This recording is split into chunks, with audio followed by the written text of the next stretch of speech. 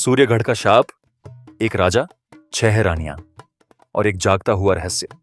बहुत समय पहले घने जंगलों और बर्फीले पहाड़ों से घिरे राज्य सूर्यगढ़ में एक यशस्वी राजा वीरेंद्र राज करता था। उसका नाम दूर दूर तक जाना जाता था, वीरता, दया और बुद्धि के लिए।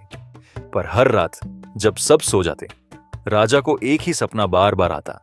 एक काला महल, आग की लपटें और 6 औरतों की चीखें। फिर एक काली परछाई आती और सब कुछ निगल लेती। राजा डरता था, लेकिन किसी से कुछ नहीं कहता था। राजा की 6 रानियां थीं और वे कोई आम स्त्रियां नहीं थीं। हर रानी के पास एक अनोखी शक्ति थी। रानी अदिति शास्त्रों की ज्ञानी, उसे हर रहस्य पता था। रानी वैष्णवी भावनाओं की देवी, बिना बोले हर बात समझ जाती। रानी कीर्ति चित्रकार, पर उसका हर चित्र सच हो जाता। रानी सुरेखा योद्धा रानी, तलवार की नक्वीन थी। रानी अन्विता प्रकृति की मित्र, हवा, पानी, पशु पक्षी सब उससे बात करते थे। रानी काम्या जादूगरनी, लेकिन उसकी शक्तियां अधूरी और खतरनाक थीं। राजा को सबसे ज्यादा लगाव काम्या से था, लेकिन वही सबसे ज्यादा रहस्यमयी भी थी। राजमहल के पास एक नीली झील थी। लोग कहते थे, झील सोई हुई है, पर जब जागेगी तो लाशें बहेंगी।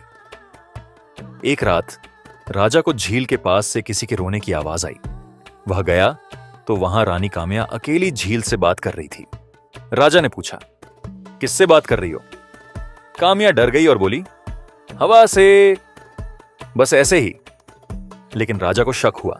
उसने उस पर नजर रखने को कहा। रानी सुरेखा ने एक रात उसे देखा। काम्या झील में हाथ डालकर अंधेरे जादू से कोई दरवाजा खोलने की कोशिश कर रही थी। अगली सुबह रानी अदिति राजा के पास आई और 1000 साल पुरानी पुस्तक दी। उसमें लिखा था, 6 रानियां एक शक्ति हैं, वे एक दरवाजा हैं, पर उस दरवाजे का ताला भी उनमें से एक ही है। अगर वो ताला जबरदस्ती खोला गया तो सब खत्म हो जाएगा।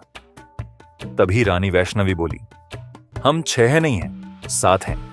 7वीं रानी को बंद किया गया है। अगर वो बाहर आई तो सूर्यगढ़ खत्म हो जाएगा। रानी कीर्ति ने एक अजीब चित्र बनाया।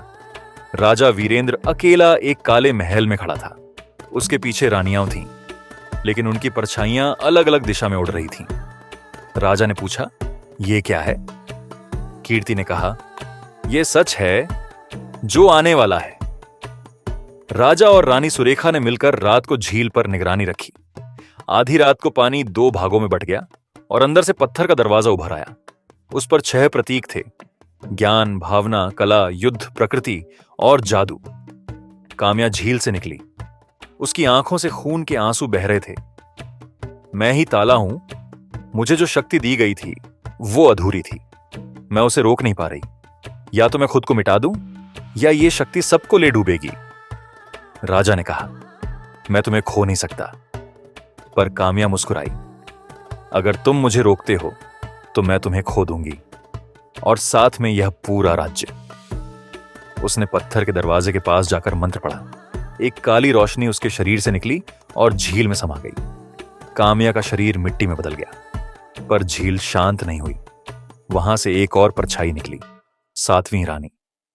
वो परछाई बोली, मैं वो हूं जिसे तुमने बंद किया था, राजा वीरेंद्र। अब मैं आजाद हूं। सूर्यगढ़ अब मेरा है। अब कहानी यहां नहीं खत्म होती। क्या राजा और बाकी रानियां इस 7वीं रानी को रोक पाएंगी? क्या काम्या कभी लौटेगी? शाप खत्म होगा या शुरू?